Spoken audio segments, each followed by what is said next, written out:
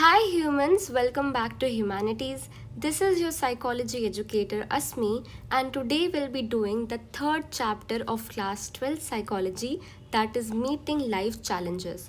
अब ये chapter है हमारा stress के बारे में. In our life we come across many problems, challenges, difficult circumstances जो हमें stress देते हैं एंड उन स्ट्रेस का अनप्लेजेंट इफेक्ट भी होता है, तो उसी के बारे में हम इस चैप्टर में पढ़ेंगे. अब स्ट्रेस हमारे दो टाइप के होते हैं, you stress and distress. You stress is the good stress. Good stress मतलब फॉर एग्जाम्पल आपका नेक्स्ट वीक कोई कंपटीशन है जिसमें आपको फर्स्ट प्राइज़ जीतना है एंड उस फर्स्ट प्राइज़ के लिए आप हर रोज़ प्रैक्टिस करते हो एंड आपकी परफॉर्मेंस बेस्ट होती है. सो इस स्ट्रेस की वजह से आपको अपना फर्स्ट प्राइज़ मिल पाया. So you stress is the stress that is good for you and वो हमारा बेस्ट एसेट होता है फॉर अचीविंग पीक परफॉर्मेंस. अब हमारा यू स्ट्रेस डिस्ट्रेस में भी कन्वर्ट हो सकता है. अगर आप अपने कंपटीशन की वजह से इतना स्ट्रेस्ड हो कि आप कुछ प्रिपेयर कर ही नहीं पा रहे, आप ना खा पा रहे हो ना सो पा रहे हो, then you are in the state of distress. And this is the manifestation of stress that causes our bodies wear and tear. So हमारी एनसीईआरटी ने डिफाइन करा है stress as the pattern of responses an organism makes to stimulus event that disturbs the equilibrium and exceeds a person's ability to cope. कोई भी ऐसी situation जो हमारा equilibrium disturb कर देती है एंड एक्सीड कर देती है हमारी ability to cope. Equilibrium is the balance state जिसमें हम ना डिप्रेस्ड होते हैं, ना ज़्यादा ओवर हाइप्ड होते हैं, ना ज़्यादा हाइपर होते हैं. वो स्टेट जिसमें हम हैप्पी होते हैं एंड एकदम बैलेंस्ड स्टेट ऑफ माइंड होता है हमारा. अगर वो स्टेट डिस्टर्ब हो जाता है and it exceeds our ability to cope, that situation is stress. Nature of stress. So the word stress has its origin in the Latin word strictus, मतलब tight और narrow, and stringer the verb meaning tightened, दबा दबा लगना, घुटन सी महसूस होना. So these root words reflect the internal feelings of tightness, constriction of the muscles and breathing reported by many people under stress. जैसे मैंने बताया, बहुत ही घुटन महसूस होना, दबा दबा लगना. So that is the feeling of being under stress. Stressors हमारे वो इवेंट होते हैं जो कॉज करते हैं स्ट्रेस, जो हमारी बॉडी को स्ट्रेस देते हैं, एंड जो हमारा रिएक्शन होता है इन एक्सटर्नल स्ट्रेसर्स को, उसको बोलते हैं स्ट्रेन. हांस सेले, जिनको father of modern stress research बोला जाता है, उन्होंने बोला कि स्ट्रेस एक नॉन स्पेसिफिक रिस्पॉन्स है हमारी बॉडी का टू एनी डिमांड. मतलब रिगार्डलेस ऑफ द कॉज, जैसा भी कॉज हो स्ट्रेस का, एक इंडिविजुअल सेम साइकोलॉजिकल पैटर्न में ही रिएक्ट करता है. बाकी रिसर्चर्स ने बोला ऐसा बिल्कुल भी नहीं है. स्ट्रेस इतना जनरल नहीं होता एंड उसका रिएक्शन भी डिफरेंट होता है. हर एक इंडिविजुअल का रिस्पॉन्स टू स्ट्रेस डिफरेंट होता है, सेम नहीं होता. How an individual react to a stress depend on many factors.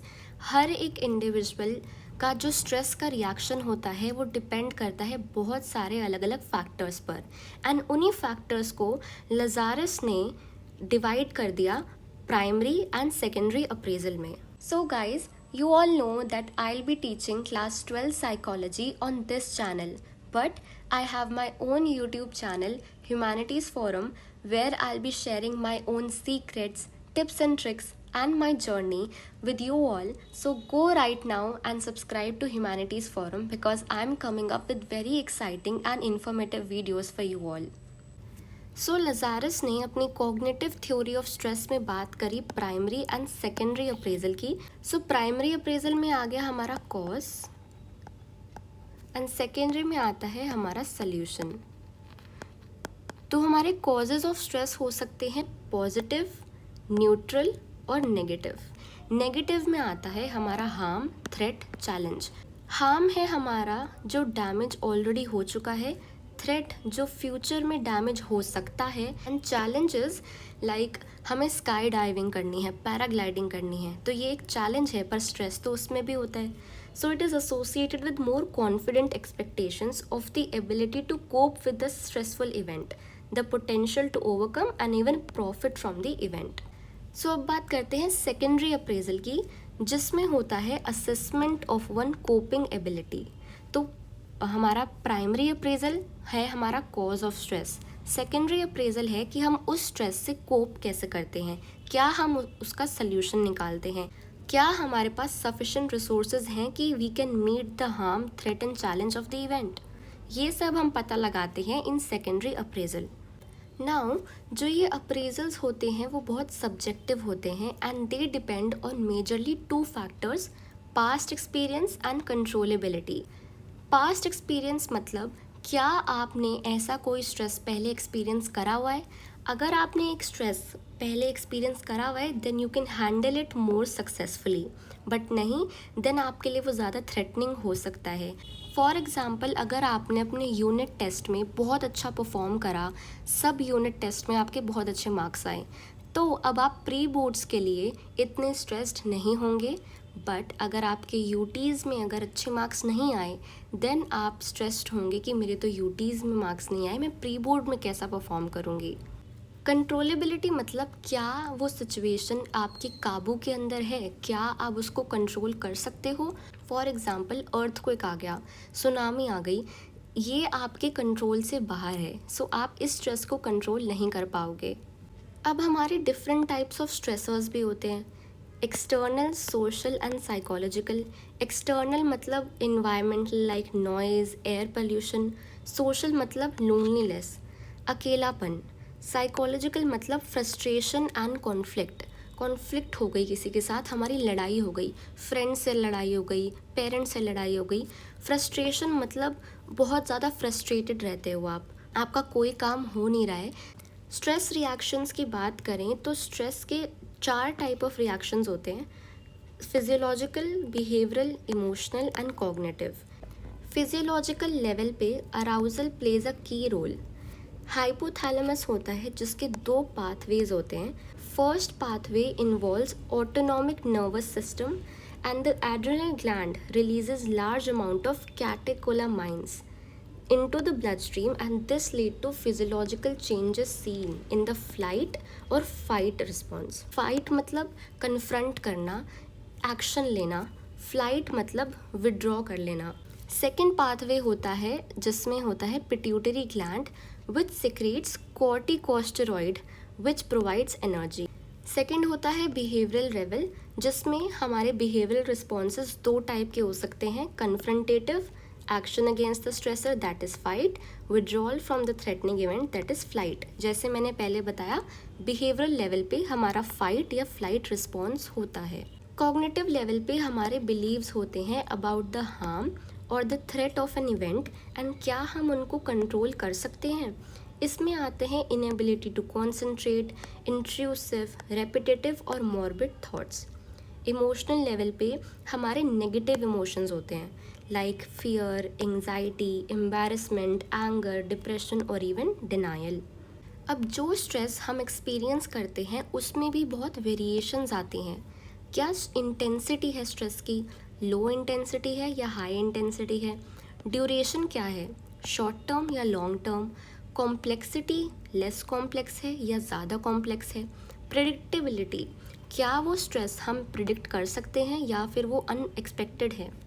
सो अब बात करते हैं signs and symptoms of stress in individual.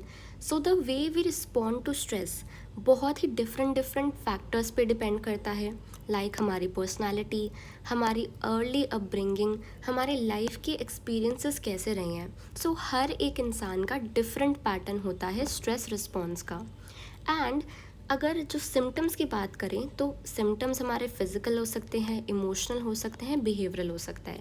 And अगर हमने किसी सिम्टम को इग्नोर कर दिया, if we left it unresolved, then हमें सीरियस प्रॉब्लम्स हो सकती हैं, उसके सीरियस इम्प्लीकेशंस हो सकते हैं। अब बात करते हैं टाइप्स ऑफ स्ट्रेस की। 3 टाइप के स्ट्रेस होते हैं, physical and environmental, psychological and social. Physical stress and environmental stress को मैंने अलग अलग कर दिया है ताकि हम दोनों टर्म्स को समझ सकें। फिजिकल स्ट्रेस वो स्ट्रेस होता है जो डिमांड करता है कोई change in are state of body, हमारी बॉडी में कोई चेंज लाना। हम बहुत ज़्यादा स्ट्रेन्ड फील करते हैं, बहुत ज़्यादा थके हुए फील करते हैं जब हम अपने आप को ओवर एक्सर्ट करते हैं। हमारी डाइट अच्छी नहीं होती, if we suffer from an injury और we do not get enough sleep. Environmental stress, जो स्ट्रेस हमारे आसपास होता है, हमारी सराउंडिंग में होता है एंड वो अनअवॉइडेबल होता है, हम उसको अवॉइड नहीं कर सकते, जैसे air pollution, crowding, noise, heat of the summer, winter cold, ये सारे ऐसे स्ट्रेसेस हैं जो हम अवॉइड नहीं कर सकते। Another group of environmental stress are catastrophic events और disasters like fire, earthquake, flood, इनको भी अवॉइड नहीं करा जा सकता। साइकोलॉजिकल स्ट्रेस पे आते हैं, तो ये वाले स्ट्रेस हम अपने आप जनरेट करते हैं अपने माइंड्स में, ठीक है। ये पर्सनल होते हैं, यूनिक होते हैं to the person experiencing them and are internal sources of stress. So psychological stress के भी 4 सोर्सेज होते हैं: frustration, conflict, internal pressure and social pressure. Frustration मतलब ब्लॉकिंग ऑफ आर नीड्स, हमारा कोई काम बन नहीं रहा है, हमें बहुत ज़्यादा फ्रस्ट्रेशन हो रही है, ठीक है।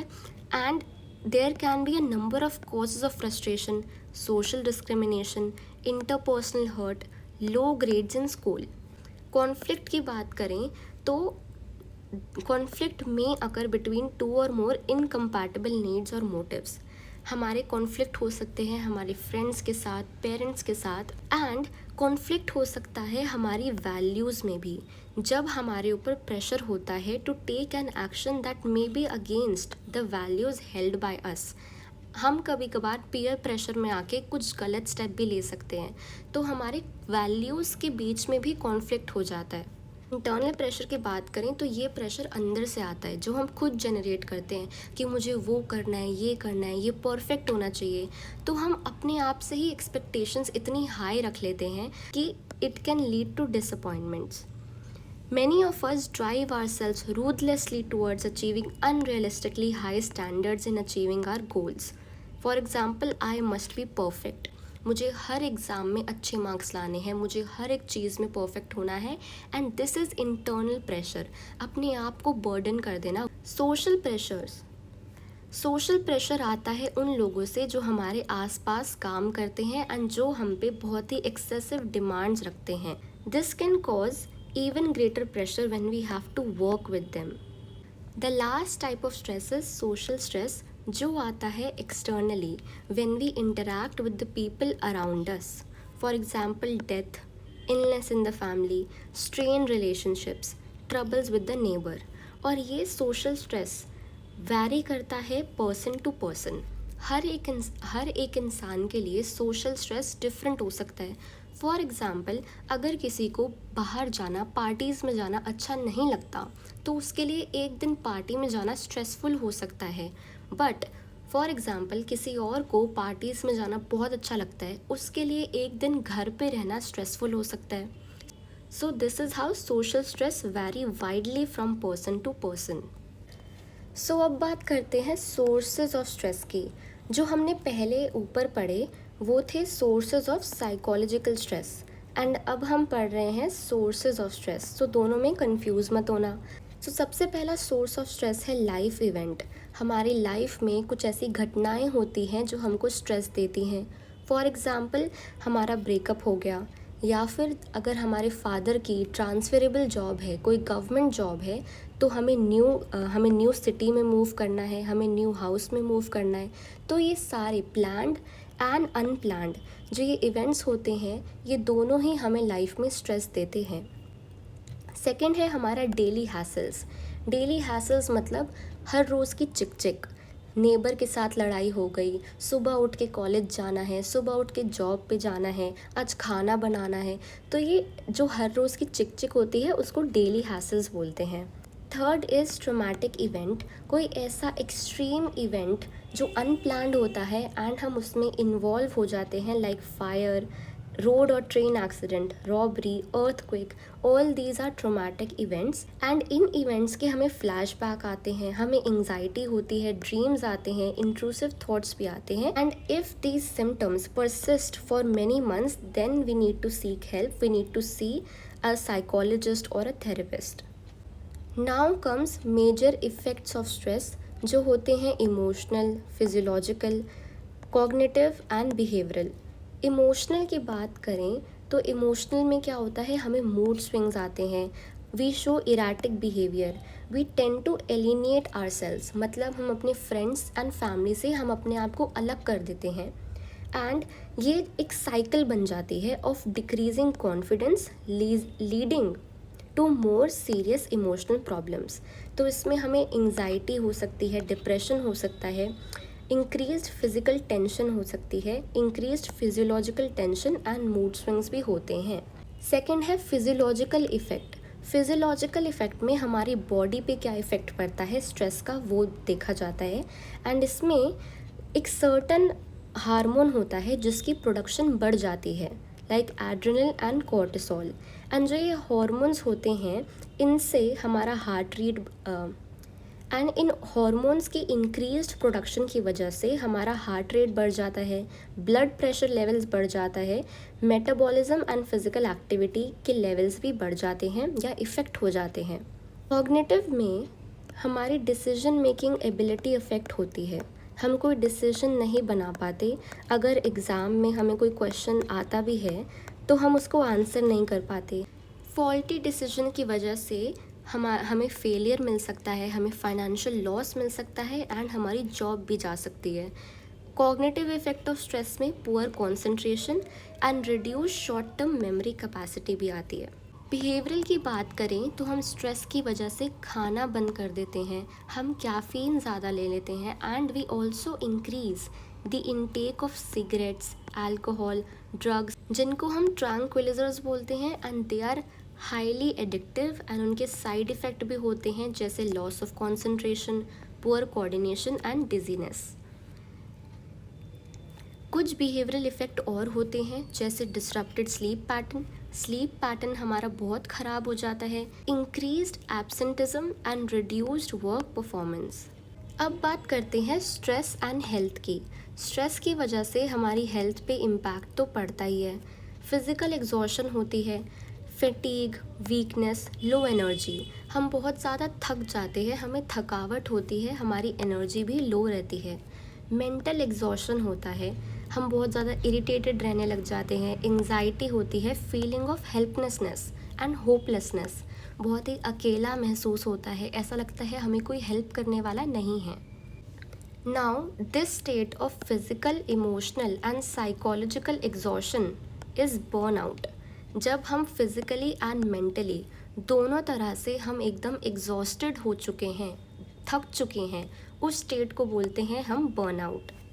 नाउ हांस सिले जो हमारे थे father of modern stress research, उन्होंने कुछ एक्सपेरिमेंट्स करे on animals and also on patients and then उन्होंने नोटिस करा एक similar pattern of bodily responses in all of them. Pattern हमारी बॉडी का कि कैसे हमारी बॉडी एक्ट करती है अंडर स्ट्रेस, कैसे रिस्पॉन्ड करती है एंड उस पैटर्न का नाम दे दिया जनरल अडेप्टेशन सिंड्रोम, जिसमें 3 स्टेजेस होते हैं, alarm reaction, stage of resistance and exhaustion.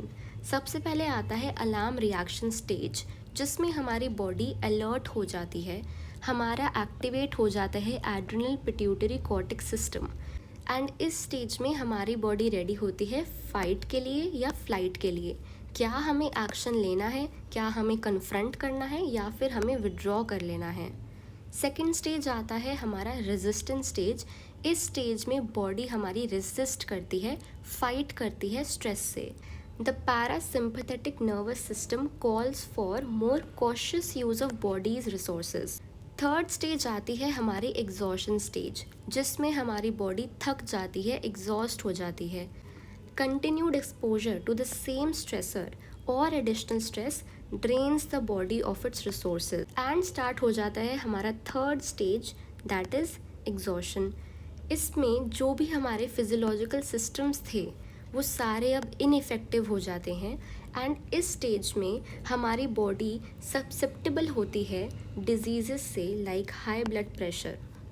अब जनरल अडेप्टेशन सिंड्रोम के क्रिटिसिज्म भी हैं।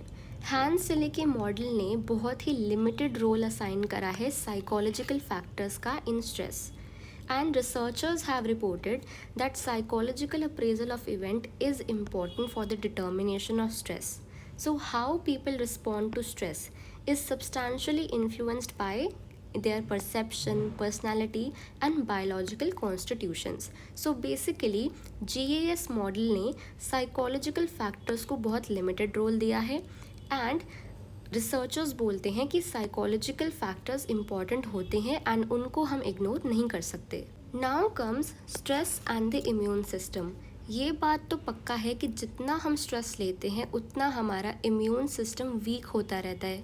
Psycho neuro immunology focuses on the link between mind, brain and immune system and it also studies कि stress का क्या इफ़ेक्ट पड़ता है हमारे इम्यून सिस्टम पे।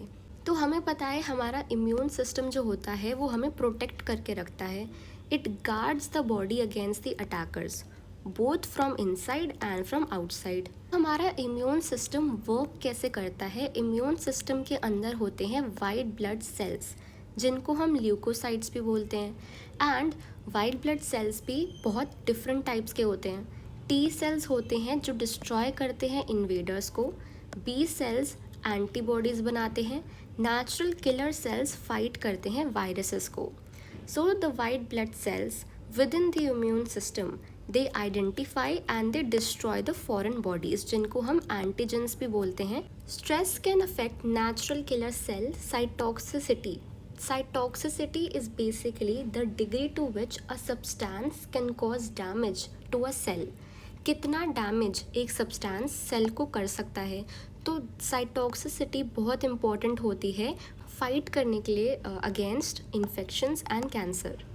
सो स्ट्रेस हमारा इफ़ेक्ट करता है साइटोक्सिसिटी को एंड जो लोग ज़्यादा स्ट्रेस होते हैं उनमें रिड्यूस्ड लेवल्स ऑफ साइटोक्सिसिटी होती है। ये माना जाता है कि जिन इंडिविजुअल्स के पास ज़्यादा सपोर्ट होता है उनकी इम्यून फंक्शनिंग बेटर होती है and negative emotions like anger, hostility they releases stress hormones which leads to weakening of the immune system जो हमारी मेंटल एंड फिजिकल हेल्थ दोनों को अफेक्ट करते हैं।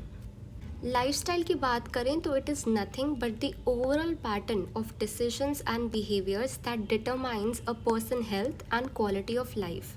अब ये बोला जाता है कि जो लोग ज़्यादा स्ट्रेस्ड होते हैं वो ज़्यादा जल्दी बीमार पड़ते हैं and people who are stressed they have poor nutritional habits, वो सोते कम हैं and they are likely to engaged in health risking behaviours like smoking and alcohol abuse. And हमारे मॉडर्न लाइफस्टाइल में हम बेसिक प्रिंसिपल्स ऑफ हेल्थ को violate कर देते हैं। सो एक हेल्दी लाइफस्टाइल के लिए हमारी बैलेंस डाइट होनी चाहिए, रेगुलर एक्सरसाइज हमें करनी चाहिए, फैमिली सपोर्ट होना चाहिए एंड हमारी पॉजिटिव थिंकिंग होनी चाहिए। Coping with stress. अब स्ट्रेस एक ऐसी चीज़ है जिसको हम अवॉइड नहीं कर सकते but we can learn to deal with stress effectively, we can learn to cope with stress. Coping हमारे रिस्पॉन्सेज हैं टू स्ट्रेसफुल सिचुएशंस जो हमें हेल्प करते हैं to resolve the problem and to reduce stress. बहुत सारे रिसर्चर्स ने different coping strategies दी हैं, तो हम सबसे पहले एंडलर एंड पाकर की कोपिंग स्ट्रैटेजीज़ पढ़ेंगे। I call this strategy as the T coping strategy because it is task oriented, emotion oriented and avoidance oriented. Task oriented strategy में हम directly deal करते हैं with the stressful situation. सोच समझ के एक solution निकालना, कोई alternative course of action निकालना जिससे हम problem solve कर सकते हैं। For example, I will schedule my time better. Second आता है इमोशन ओरिएंटेड स्ट्रैटेजी एंड इसमें हमें अपनी इमोशंस को कंट्रोल करना होता है। We have to maintain hope. It also involve venting the feelings of anger, frustration. Third is avoidance oriented strategy. इसमें हम कम्प्लीटली प्रॉब्लम को अवॉइड कर देते हैं, अनदेखा कर देते हैं। सो दिस इन्वॉल्व्स डिनाइंग और minimising the seriousness of the situation. हम टीवी देखने लगते हैं और we call up a friend to avoid our problems. Second coping strategy दी है लजारस एंड फोकमैन ने, एंड उन्होंने डिवाइड कर दिए हैं coping responses as problem focused and emotion focused. Problem focus में we attack the problem itself. हम ऐसे बिहेवियर डिज़ाइन करते हैं to gain information, to alter the event and to alter beliefs and commitments. इसमें एक पर्सन की awareness increase होती है, लेवल ऑफ नॉलेज इंक्रीज़ होता है, हमारे कोपिंग ऑप्शंस भी इंक्रीज़ होते हैं। इमोशन फोकस्ड में हम ऐसे साइकोलॉजिकल चेंजेस लाते हैं अपने आप में जिससे इमोशनल डिसरप्शन हम में कम हो सके। फॉर एग्ज़ाम्पल, जैसे हमने पहले बात करी थी कि हम we maintain hope, we try to control our emotions.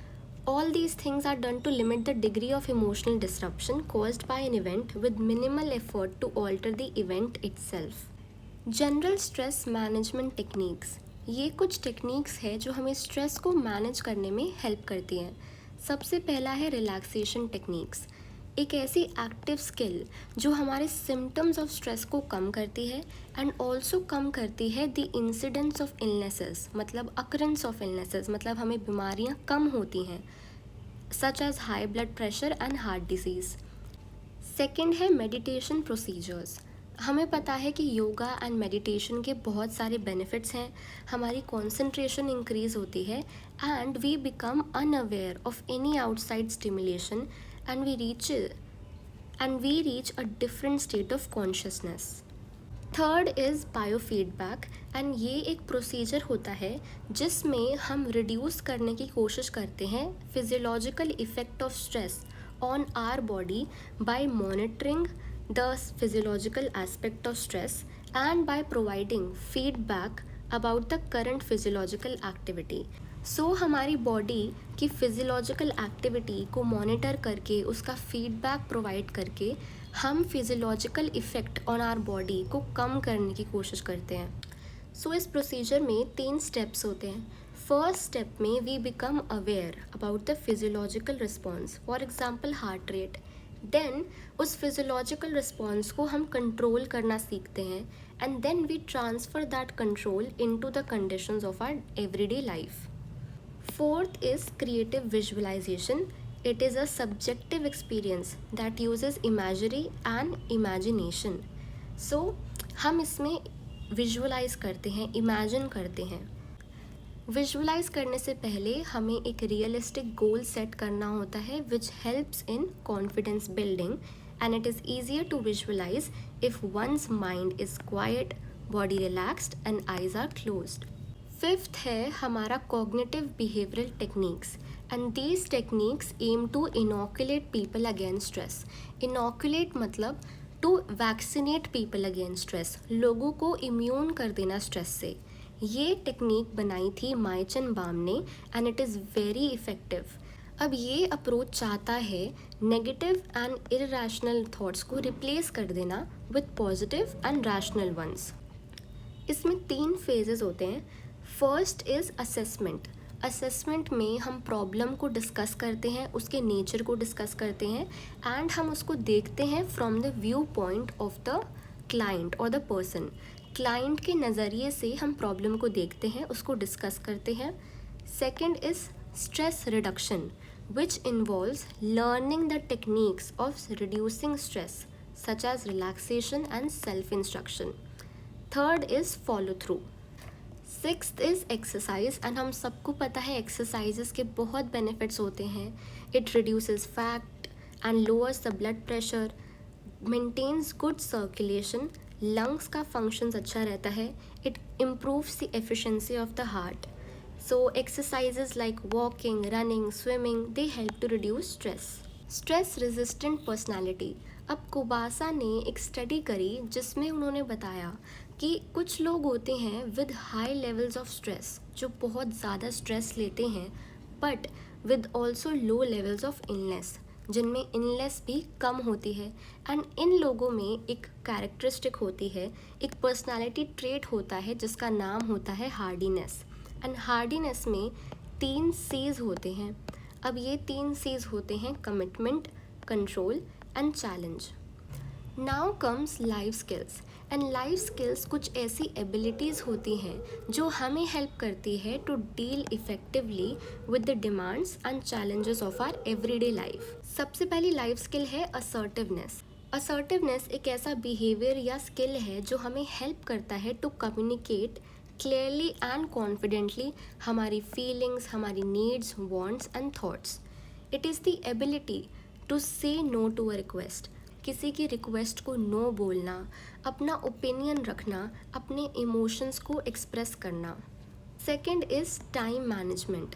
Time management तो हमें पता है क्या होता है, अपने टाइम को इफ़ेक्टिवली यूटिलाइज करना, जुडिशली यूज़ करना। The way one spends time determines the quality of one life. तो जैसे हम अपना टाइम स्पेंड करते हैं वो इफ़ेक्ट करता है कि कितनी अच्छी क्वालिटी होगी हमारी लाइफ की। Third is rational thinking. Rational thinking मतलब सोच समझ कर कुछ काम करना।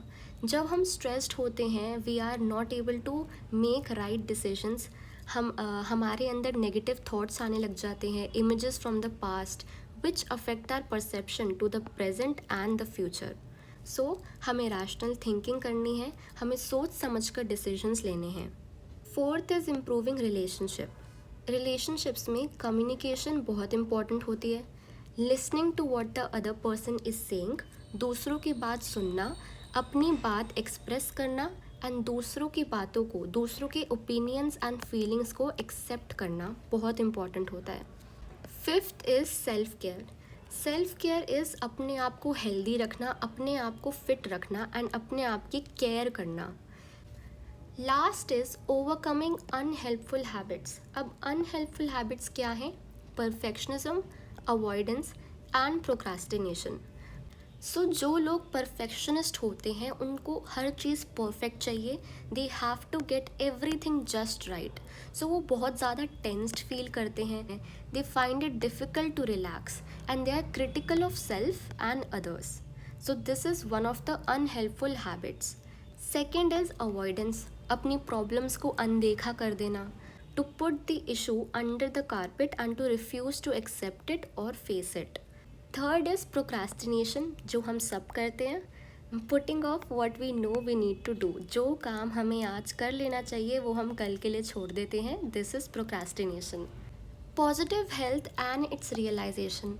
तो हमारी पॉजिटिव हेल्थ होनी चाहिए, ठीक है, हेल्दी बॉडी होनी चाहिए, high quality of personal relationships होना चाहिए। तो उसके लिए कुछ फैक्टर्स हैं जो हैं, सबसे पहले डाइट। डाइट हमें पता है सबकी डाइट अच्छी होनी चाहिए, हमारी बैलेंस डाइट होनी चाहिए। It can lift one mood, give more energy, feed muscles, improve circulation, prevent illness, strengthen the immune system and make one feel better to cope with stresses of life. इसीलिए एक balance diet बहुत ज़्यादा important होती है।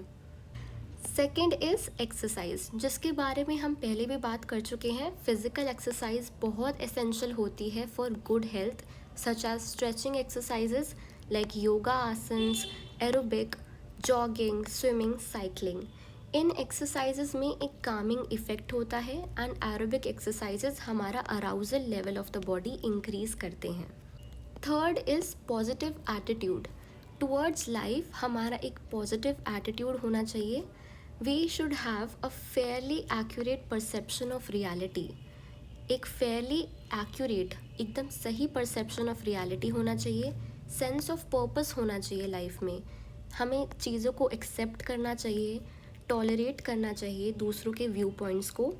Taking credit for success and accepting blame for failure and being open to new ideas. Fourth is positive thinking. हमारी positive thinking होनी चाहिए life में। We should be optimistic. Optimist वो लोग होते हैं which tend to assume that adversity can be handled successfully. मतलब difficult से डिफ़िकल्ट सिचुएशन में भी हम पॉजिटिव रहें एंड उन डिफ़िकल्ट सिचुएशंस को हम अच्छे से समझदारी से हैंडल करें। Pessimist anticipate disaster. So optimist का ऑपोजिट होता है pessimist, which anticipate disasters. So pessimist on the other hand ignore the problem and वो गिव अप कर देते हैं और they sometime deny that stress exist. Fifth is social support. Social support मिलता है हमें अपने आसपास के लोगों से, वो लोग जो हमारी केयर करते हैं, हमें प्यार करते हैं एंड हमें वैल्यू करते हैं। जिन लोगों के पास ज़्यादा सोशल सपोर्ट होता है फ्रॉम फैमिली एंड फ्रेंड्स, वो कम स्ट्रेस लेते हैं एंड जब भी वो स्ट्रेस के सामने आते हैं, कोई भी स्ट्रेसफुल सिचुएशन में होते हैं, वो ज़्यादा अच्छे से स्ट्रेस के साथ डील कर पाते हैं and they cope with it more successfully. अब हमारे सोशल सपोर्ट के भी 3 टाइप्स होते हैं, tangible, informational and emotional. Tangible मतलब टचेबल, जिसको हम टच कर सकते हैं। टैंजिबल सपोर्ट में हम हेल्प करते हैं, हम सपोर्ट प्रोवाइड करते हैं by giving some material like money, goods, services. For example, आप एक हफ्ते के लिए एब्सेंट थे स्कूल से, सो आपका फ्रेंड आपको अपने नोट्स दे देता है because you are absent from school due to sickness.